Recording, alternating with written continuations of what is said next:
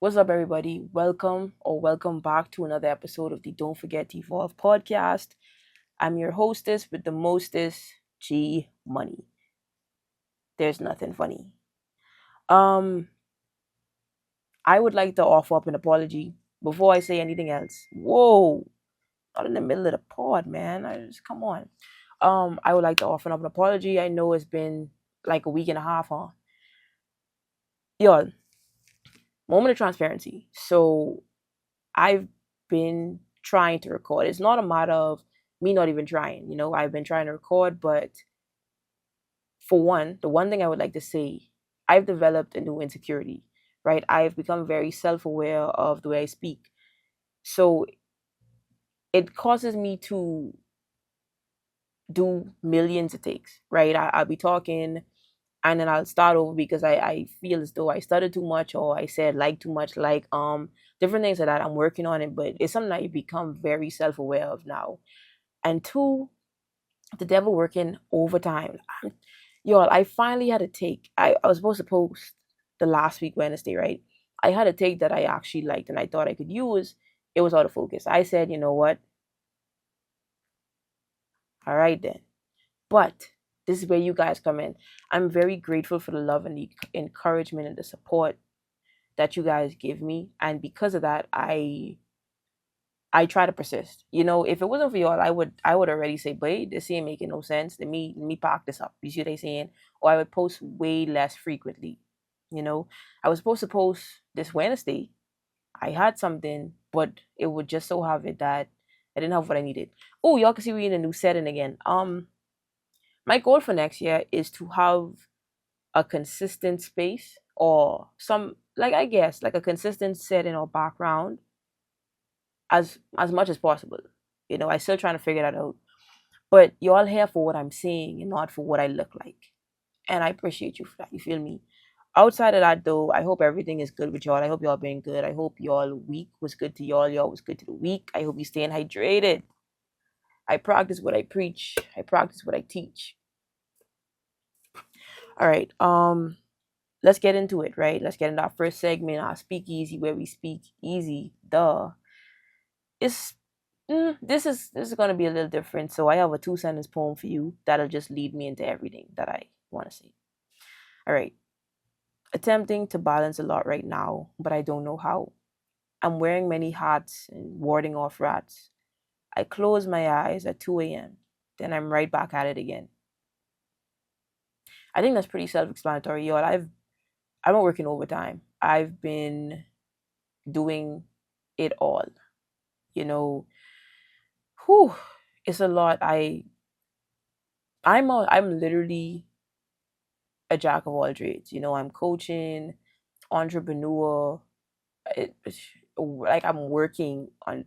If I was working a 9 to 5, I don't think that I would have been able to make it. I wouldn't have been able to make it working 9 to 5. So respect to all the 9 to 5 workers who still finding time to take care of themselves and do things that they actually want to do on the side. That respect the hustlers in the street. I don't have a song of the week for y'all, but I'll be the song of the week. So I'll play that. I'll play a little bit of that part out. Respect the hustlers in the streets, finding how to make two ends meet. Respect goes out to real. Okay, now we on to the highlight reel where we highlight reel. Our giant of a man we have today is Thurgood Marshall. He's best known for arguing the historic 1954 case, Brown versus Board of Education. The Supreme Court ruled, well, in this case, the Supreme Court declared that separate but equal was unconstitutional in public schools. And a fun fact, two actually, I was in a play for something like, well, for this. Not the Brown versus Board part of it, but one of the cases that was in there. I think it's called The People of Clarendon County. I was a narrator. If y'all ever find that, you didn't find that. If I find it, I may put a little clip in though. I'm not gonna lie, I may, just because. Um, Outside of that though, my life is truly a movie. Like imagine that I gone all the way off four in the school. as a psych major, y'all, and I end up in a play for, I can't run away from it. Anyway, oh, outside of that, the other fun fact was, so the Brown versus Board of Education case.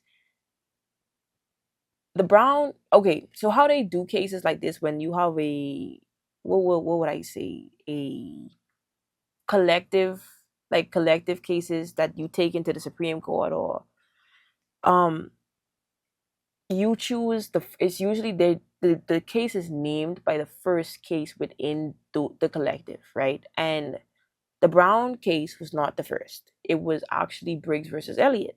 So the people of South Carolina, I don't know if they're still doing it or if they got it done, but they're trying to get the name changed. So that would be Briggs versus Board of Education. Now, the reason this happened, the reason they didn't use that name was because I don't remember who it was. I don't know if it was a judge or whoever it was, but they were embarrassed and they didn't want that to be the name of the case. They didn't want that. They didn't want Breaks to be the verse. You understand? But you could do more. You could do your own research on that. I'm not gonna really create. I'm not gonna get too much into that. Moving forward, or moving on. In 1936, Marshall became a staff lawyer under Houston for the National Association for the Advancement of Colored People, or the NAACP. In 1938, he became the lead chair in the legal office of the NAACP, and 2 years later, he was named the chief of the NAACP Legal Defense and Educational Fund. He was also the first black justice. I think it was the associate justice in the Supreme Courts, and he was sworn in 1967. If you want to know more, do your own research. I give you a little bit, you find the rest. This is how this, you know what I mean? This is how this interaction works. Let's get into the episode. We will be talking about perfectionism. I'm talking to you as a unperfect perfectionism. I'm talking to you as a retiring unperfect perfectionist. So, because I was gone so long, I feel like all addressing, I want this to be punchy, right? So I decided the first line, packing a punch. This also will set up the framework for the whole episode, I feel like. So perfectionism really stems from insecurity and the need for validation. I don't say this because this is something that I think. I say this because it's something that I've lived through. I'm not saying that this is always the case, but in most cases it is, right? You don't want to actually be perfect. You want to be the best at whatever it is, whatever discipline, whatever it is you're doing. You want to be the best at it within your area so that people can validate you and stroke your ego. You know what I mean? Um, Once you get there, once you finally gain what would be the word I would use? Once you finally reach that level of, what's the word I'm looking for, y'all? Once you reach that, oh my gosh, the word right there too, once you reach that caliber, I guess, you then become comfortable. You know what I mean? Because cause most times once you become the best, and whether it be in your country, your school, or your region, whatever, you don't necessarily feel the need, if there's especially if there's no one really challenging you, you don't feel the need to go and do better and be more and learn more. You will be comfortable where you are. You don't feel the need to challenge yourself. And I'll give you all a really good example of this, a personal example. I love football, right? Not American, but I love like football, soccer. And well, I should give you a little bit more background about me. So I've been an athlete my entire life. I think from the age of 5 up until now. Wow. Okay. I started off running track. From track, I played soccer for like a year, like third, fourth grade, I think. Second, no, third or fourth, I think. After that, I went to basketball. I started playing basketball. I couldn't do the three, so I had to drop soccer. I started playing basketball, I fell in love with basketball. Basketball was my first love. I wanted to go pro for basketball. You couldn't tell me I wasn't going pro for basketball. And I just was like, okay, well, that's it. I found love, the love of my life. This is what I want to do. I also I also did what's it called? I also did the field portion of track and field. So throw in, jump in, yes. Uh After this, after I say, okay, I find love of my life, all this stuff, I ended up experiencing hurt within the sport. I felt I don't really feel the need to tell the whole story, but I felt undervalued, I felt underappreciated, I felt overlooked. And from that, it cost me it ruined my relationship with the sport. It strained my relationship with the sport. I decided from there, okay, well, I want to do another sport. I went back to soccer. Um, I went back to soccer, and the thing is, I made a vow to myself. I said I will never let anybody take my love away. I will never let my love for anything be taken away unless it's on my own terms, unless I decide to do it. And I mean that did stand true and firm, but I found that that hurt. There was times where I was overlooked, undervalued, within the sport, within soccer, and I mean on a national level, y'all, like it was crazy. But the thing was,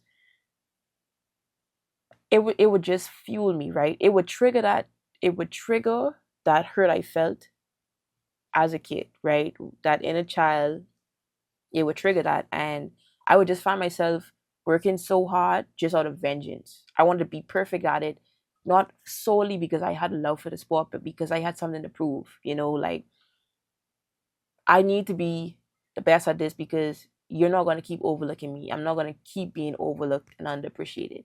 So I found myself a lot of times, just not every time and not fully because of, but I would find myself a lot of times working really hard and getting the fuel from just thoughts of being overlooked, right? So it was almost like this vengeance. And the thing is with that, it's cool, it's cool, mind you, but it's not sustainable. Because my thing is, once you get that haha, once you get your leg back, once you prove your point, you don't really have the same motivation to do what you was doing before. You know what I mean? Once I already proved you, like, once I get my sucket essentially, then it's like, what do I do from there? Where do I gain the rest of my motivation from? You don't really have any, because for so long you just been going off of vengeance. That was your fuel. So I would say there, whatever you do, don't do it. And the Bible talks about it, and it's really good. And I had an experience, and I found myself dealing with it literally just this weekend, and I had to check myself. I'll tell you all that piece later, but not doing things for the validation of anyone. You know what I mean? Like not doing it because you want to be validated or you want to be seen, but just doing it because doing it for yourself and doing it for the approval of God. You know, you live for the validation, you can die for that validation. And I guess to give you the more recent anecdote, so I started playing flag football recently. We just had a tournament pass literally this weekend. It was really good. I played really well. I was proud of myself, and I knew that there would be talk of this tournament, right? And when the conversation was being held, right? They didn't. I wasn't mentioned, as well as my whole team wasn't mentioned, and I was like, oh wow, that's dread. But I found myself just kind of like, wow, like I did all that and I didn't even get a. But then I had to catch myself. I had to pray about it. I was like, wow, because you know what happened? That seemed in a child, like those feelings were starting to come back a little bit. It was just like, damn, these people overlooking me once again. But I had to realize it don't like I had to realize for one, it don't matter. It really didn't matter because I seen where it wasn't a very neutral stand point that they was taking, or a neutral stance that they was taking. And I was like, all right, you know what? That's cool, that's fine. We kick it like that. But like I said, to pray about it and just remind myself, I'm not doing it for anyone's validation. I literally took myself, I'm not taking myself away from soccer, but I wanted to do a new thing. I wanted to start a new venture to heal myself and come out of my comfort zone, try something new, do something more, do something better, and do it the right way. Not do it because I'm trying to prove to anybody anything, right? For me, soccer was literally just, it became a thing of ego. That's literally all it became. I still have love for the sport immensely. I have immense love and respect for the sport, but I found myself, it became very toxic, and I had to check myself before I wreck myself, just putting it frankly. So, like I said, I want to take on this new venture. And I feel like if I have that same mindset, or if I let those same triggers and traumas come with me into this new space, it'll be the exact same thing. And I don't want that. You know what I mean? I genuinely wanted to start from zero. I wanted to go somewhere where I won't be, because realistically, y'all, not even a not even on arrogance, but just knowing truly that I am one of the best players in the Bahamas. Soccer wise, I am one of the best players in the Bahamas. So I wanted to get away from that, right? I wanted to put myself somewhere where nobody really know me, where I don't know anything about the sport. I gotta learn. It's a lot to learn. And yeah, I didn't wanna I'm glad that I was able to see that. I was able to take a moment and self reflect to say, okay, let's not do that. Let's not take that with you. Leave that where it is. You took this venture, you took this step for a reason. Do the things you need to do, go into that direction. So that's where I am right now. As well as it's helping me, like playing flag football right now is helping me. Just seeing that I can't to be successful there, I can't rely on my instincts because I don't have any. In regard, well, that's not true. I feel like being an athlete my whole life, I do have instincts, right? There's certain things that are universal, right? There's certain things that'll transfer from the many sports that I've played. I find that there's a lot of different things, like my agility, my endurance, my speed, like all this different stuff. It works. It definitely does help me in fly football. So I can't say nothing translates, but I would say more so playing instincts, movement, all that stuff. That does not. There are certain things that kind of help, but for the most part, I don't have any instincts. I have to build up these instincts, and to do that, I need to study and learn. I can't just rely on what I know. And not even just flag football, but even with this, me being a coach now, or me being in this space of me being an entrepreneur now, I can't rely on any instincts, and I would do this a lot. And I feel like it's what costs me a lot of times, or it would cost me. I would rely on just how I felt, or you know these creative instincts. But it's also a matter of you don't have any instincts if you've never studied, if you've never done anything, if you haven't done the reps. There's no instincts to rely on. So you just basically sitting there going off a whim, how you feel all the time. That's not going to get me far, and it's not sustainable. All right, cool. Um oh, I have this. Let me read this part. Oh, I was saying with that though, I feel like all only solely relying on instinct all the time is a very immature way of thinking and way of being. It's not, it just don't make sense. It's not. I feel like my brain is starting to fog, y'all. So bear with me. And I'm saying there are formulas for a reason. There are things that work for a reason. With soccer, right? Y'all, one thing I would always say, I could juggle a little bit, but I can't like carry on juggle. Just because I always thought, well, I understand it definitely improves your game, it definitely helps you, but it's not the only way to become really good.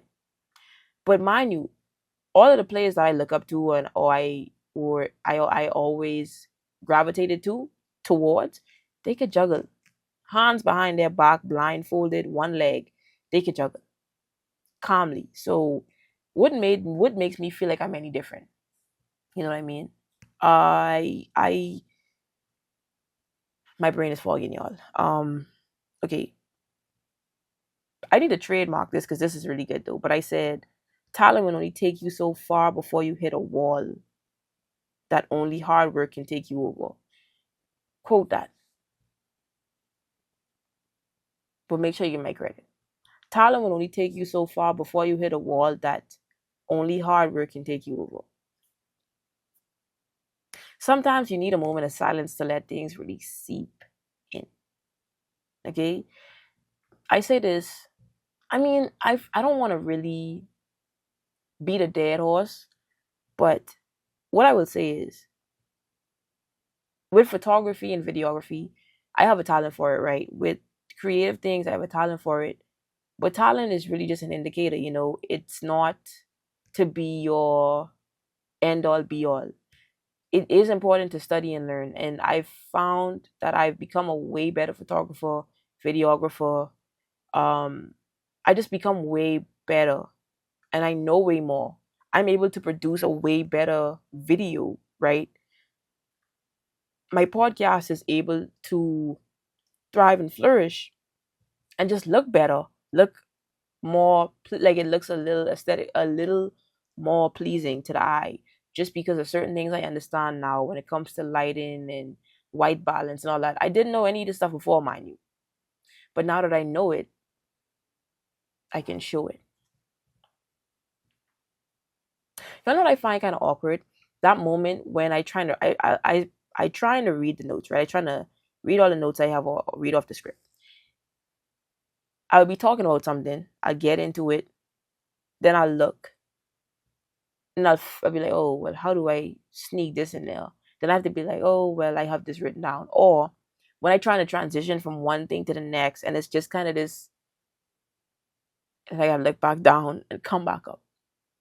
But another anecdote I have, I think all these things are just, I guess it's just kind of stuff that I've been doing recently, more ventures. So I think I'm talking about ventures, right?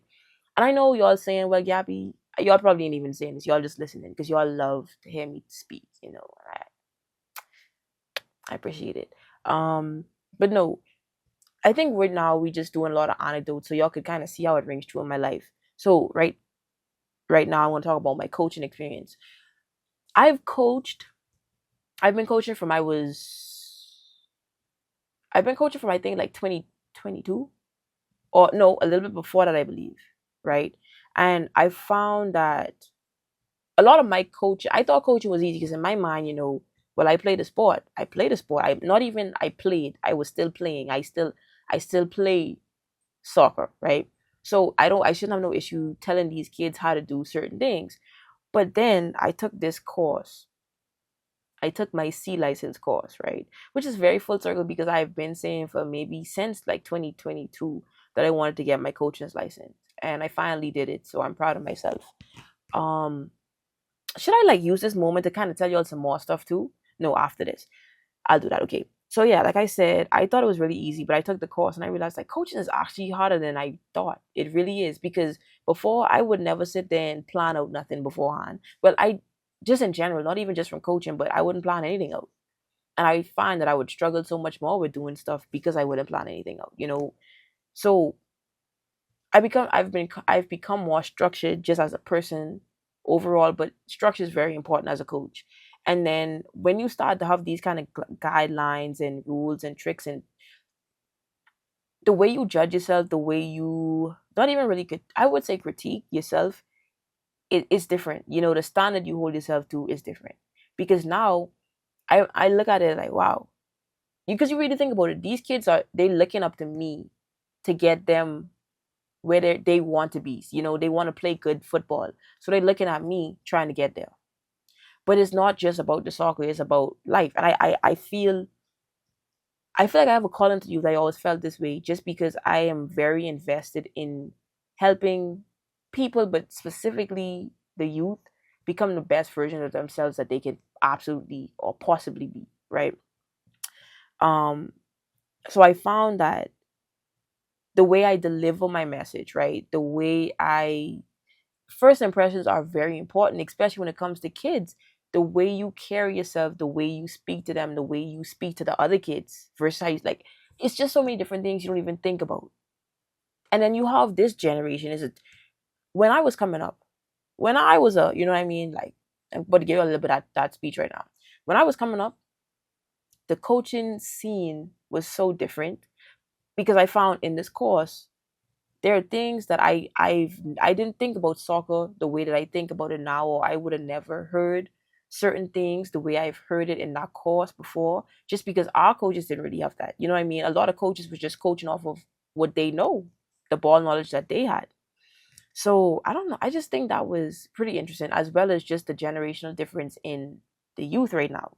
The things, the way they respond to certain things. You know what I mean? Before, if a coach tells us to run or jog in, it's jog in. But now you gotta say these things 2 to 3 times with these kids. You know what I mean? Or it's just it's different. It's definitely different. But I realized that you can't just punish them for the generational difference, because most older people would just see it as disrespectful. And at initially I thought it was disrespectful. So I was like, wait, I talking to y'all, you know what I mean? As well as thinking about the age of technology right now. iPad kids, their attention span is shorter. So how do I now deliver my how do I teach you to play good football, total football, while being able to keep your attention and not making what I say maybe boring, repetitive, or you know what I mean, delivered in a way that is simple, concise. You could understand it, you could execute it. It also don't have that I am sometimes kind of like long winded. Not even really long winded, but I struggle with being able to explain things sometimes. But I feel like that's why it's important to study, because the more you know, the more vocabulary you develop, all this different stuff, it makes it easier. The more you understand something, the easier it is for you to explain, you know. Um as well as it coaching these kids, it's teaching me, in this ties into the perfectionism, that I'm not gonna be perfect. Some things that I do won't hit with the kids. Sometimes I'm gonna make mistakes. You know what I mean? Um, but I have to work through that. You know, I can't shut down. You have imagine, right? And I coach the U13 boys. I coach U13 boys. Oh, as well as moment, just give me a round of applause. I'm now an assistant coach for the all I'm could fall on the U15, the U15 national girls program, the U15 girls national program. So I'm now coaching a national team, which is also really full circle, because it's something that I always felt called to do, right? So here I am. Thank you. Hold the applause so we get back into it now. Like I said, specifically with my U13 boys, right? With the boys specifically, these are maybe 10, 11, 12 year olds. Boys, you understand? How do I deliver my message to you, keep you engaged, right? Manage all of these little sprouting egos. It's so much to do, as well as just being a woman trying to coach boys. You know, most times, like dudes or boys, sorry, they don't think. Well, men don't usually think that women can be better than them in sports, or you know, all this different stuff. They coming from backgrounds where these kind of things are probably being taught, or this is what they know. You know, so how do I now show you, or how do I gain your respect as a woman, being your coach and showing you I know what I'm talking about, I know what I'm doing. Listen to me. Luckily, that hard of a I don't have that hard of a time, because boys really do take to me. I'm not gonna lie. As well as I've been doing it for a while, that I understand how to kind of manage it. Still learning, still learning. But I love my boys, y'all. I feel like I just wanted to talk about them because I love my boys so much. I want to be a boy mom, so I think that also plays a part into it. But I love that group of boys. They are very respectful. They are very talented, and shout out to them. I just kind of started coaching the U15 girls, but they are also they're very. I can't wait. I also feel as though I don't think this is the time for this. I'm sorry. I'm about to go and start. I'm a mom without even being a mom. I'll talk about maybe something like that in another episode. But like I was saying, I think the whoa, reel it back in. Coaching is pushing me now to it's inspiring me to do more as a player, right? It's inspiring me to be better as a player. Because how can I tell you, right? Or explain to you? Sometimes you have to show kids, right? They're visual learners. How could I show you how to accurately hit a long ball if that's what we're working on? When that's something that I've not even worked on that much. So I can't always accurately or consistently hit an accurate long ball. That's an issue. So I have to get more reps and I have to do more so that when the time comes, especially when it comes to working with boys, when if little boys see like, but you can't do that, they ain't gonna really take you as serious. You know what I mean? I feel like y'all know what I'm saying, so I don't need to over explain that.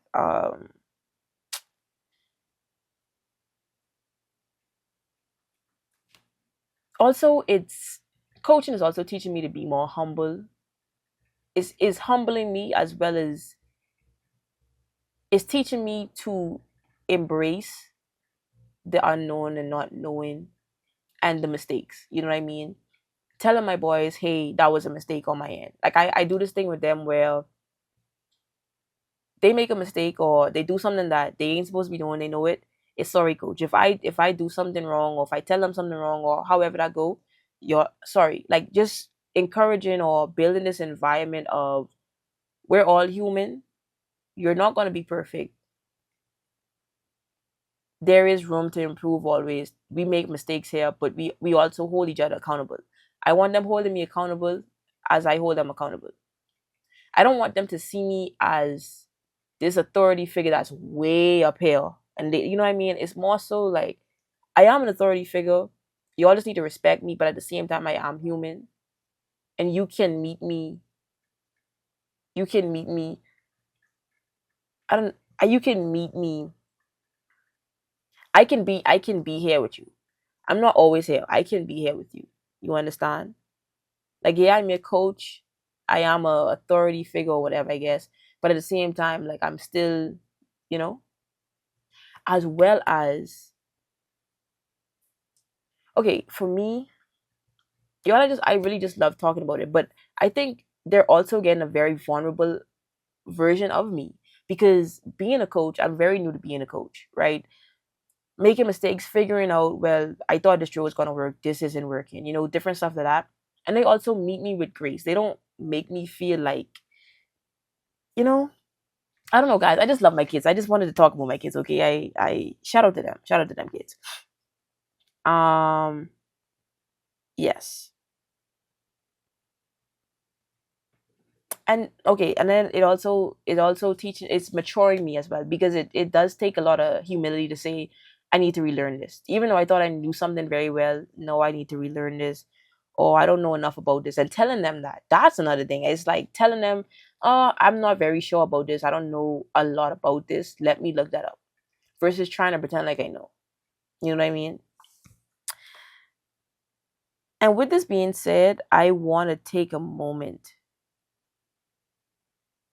I want to take a moment to pose a challenge to myself and maybe a challenge to y'all. Y'all may have to do it in something else because I know a lot of y'all probably don't even play soccer, but I want to see how much better I could get as a player. Because the thing is, y'all, I don't think I've ever put my all. Like I'm a very good soccer player. I'm a very good athlete, but I've never been consistent. I'm very good at anything that I do, but I'm never consistent. So it's like imagine me if I actually put in the work and the time. Right? Imagine if I was to get more reps in and do the things that I needed to do to be better in soccer. Like how much better of a player I would be. So I want to challenge myself for like 6 months to do something like that. And my challenge to y'all, same thing. Find something that you may be good at or just something maybe you want to be good at. It don't matter. Find something. I feel like the thing will come to mind. It will come to heart. It may not come today, but it'll come at some point. Find something. Say to yourself, this is what I want to do, right? I want to take my 6 months. I want to take 6 months and be consistent now. Whether it be 15 minutes of practicing whatever it is or whatever it may be. I don't know what it is. 6 months of consistency, research, really becoming acquainted with whatever this discipline or whatever the thing may be, and watch how much you flourish and grow. But also giving yourself space to mess up and be a beginner. You know, your ego is your enemy, not me. Okay? I feel a lot of times our ego gets in the way because it's like, why am being a perfectionist or trying to be perfect at everything all the time? You know what happens? Your ego makes you feel as though you're above human nature, human errors. And when I say this, right, let me tell you why I say this. On the field, anybody who's played with me knows you could literally make the silliest mistake. And I'll sit there and be like, but it's all right, shake it off, da da da da. If I make a mistake, no one could tell me anything. I'm the worst player on this pitch. Please take me off, sub me off. I don't give myself any grace because for some reason my ego makes me believe that I'm above humanity. Some people may also feel that way. You can't do something. Okay, and just to go back to our experiment, right? Even if, okay, let's say, oh, for me, I know playing the guitar, I had a guitar for, I've probably been with a guitar for like 5, 6 years now. I'm not where I could be because I would not allow myself to be a beginner. I know how to noodle. I will noodle all day on the guitar, but everything that I have on my highlight reel, even on Instagram, that wasn't from weeks of practicing. It was me just hyperfixating, sitting there for like an hour or so, learning a little bit of it and just being okay with that. If I feel like I would be so much further on the guitar if I had allowed myself to be a beginner. Really just embrace not knowing, building from ground zero. So in this experiment, if there is something that you know how to do pretty well, but you're not as familiar or as acquainted with the basics, the beginner stuff as you should be, go back to it. Right? If you in the gym, some people like to go in the gym. Don't force yourself to, not let me not say force, but go back to lifting 10 pounds. I know you chasing the 60, 70. Go back to lifting the 10. Fix your form, right? Work on form, work on technique. There's so many other things that you could be doing as well. But I can't think of everything right now. They were my two examples. I'm going to read you all the stuff I have now because I don't really know how to work it in conversation. So I said, when you can't get it the first time and you give up, it leads to you having a bunch of incomplete conquests and living a life that will always feel unfulfilling. Because of this, you turn to temporary highs like drugs and social validation. Oh, I was talking about this, right? Cool. Next, allow yourself to be a beginner. It may be boring and mundane, but it's essential. You can't build without a foundation. Once you have the basics slash foundation, you can do anything. You can do nearly anything. Another thing, allow yourself to make mistakes. I would tell her, oh, I talked about that. But yeah, allowing yourself to make mistakes is what we're here to talk about, right? Being a perfectionist. It's cliche, but nobody's perfect. Like literally, there is no one who is perfect in any regard and anything. I know you guys may think that I'm perfect, but I'm not. Like literally, I know it's so surprising, but I'm not perfect.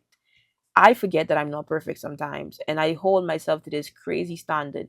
But I also think it stems from my validation not coming from what I or who I was, but more so what I did. I would get a lot of validation from my parents and stuff like that, not because of just who I was as a kid, not because it was I got validation through my academics and my athletic endeavors and achievements. So I think that also forced me to continue to want to be so good and perfect at it because I don't want to mess up. Because if I mess up, that means I don't get the validation. Versus just, hey, you're beautiful just because you're beautiful. Or you're so smart just because you're so smart. Or, like just speaking life over me. It was never like that. It was just more so, good job. You did, X, Y, and Z. So something I'm trying to heal and unlearn.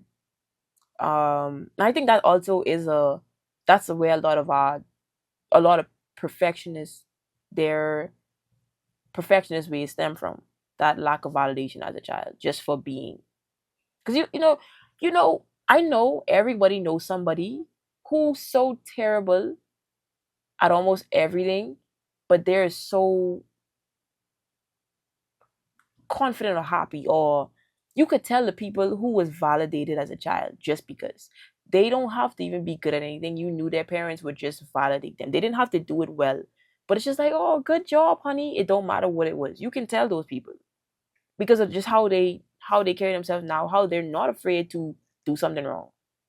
Versus people who hesitate to do stuff because they don't want to do it wrong, or if they can't get it right the first time, they don't want to do it. You feel me?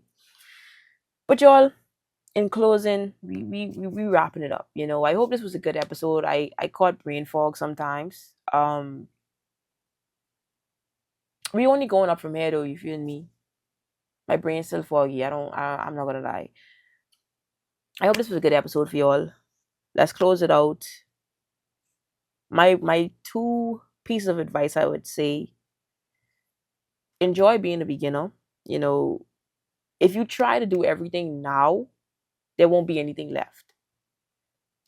Like with this podcast, if I was to try and have the most immaculate setup now and have all these different cut scenes and this editing and color grading to the T right now, within the first like month or month and a half of the podcast, there would be nothing left for me that I would do later. It would be so difficult for me to show you all anything or give you all something to look forward to. With every time y'all tune in. If the first time I did it, it was just perfect. It was perfect or to perfection right away. There would just be nothing. You know what I mean? Now y'all could see the evolution. You could see the podcast evolve. I think every time I record or I feel like I always use evolve or evolution somewhere somehow. And you know what? Maybe I'll be intentional about it and see if every episode I could find a way to sneak it in and use it. Let's make that a little challenge. I think that's pretty cool. But yeah, if you do everything now, there's nothing to do. I'll do later. And lastly, I would say fall in love with being a student. Enjoy learning the intricacies of a discipline. Enjoy everything about it. You know what I mean? I played my best soccer when I just started to research how did this come to be, right? What was soccer like in the 90s? What was like when I started to just I was playing FIFA. This was ninth grade. I was playing FIFA and I was just watching a bunch of soccer stuff. I wasn't even really necessarily practicing that much, but you know what I mean? Just fall in love with the small details, the little boring stuff. Just understanding the specs of the camera or understanding the technique or the form, not just how much weight you could put on doing a certain exercise, but literally just understanding what muscles this exercise work, understanding what makes the computer do what it do. Just love being a student. Love whatever you do and it will love you back. Respect whatever it is you do and it will respect you back. When you love and respect whatever the discipline or whatever it is you're doing, it will see that and reveal its secrets to you just because you respect and love it. And I know that might sound crazy, like Yabby, what are you talking about? But it's the truth. When you find yourself, just like how in the Bible it talks about people who fear and respect the Lord, who fear the Lord, you, he will, he will, when you fear the Lord, basically it was just saying like when you fear the Lord, he will reveal his secrets to you. It's the same thing. It is a rule of nature. You know what I mean? So if I respect my camera, if I love and respect the craft of photography or videography, it will reveal its secrets to me. I feel like that's the perfect place to end off. Anyway, guys, thank you for tuning in again. I hope that I could be more consistent. I'm posting twice a week. That was the plan.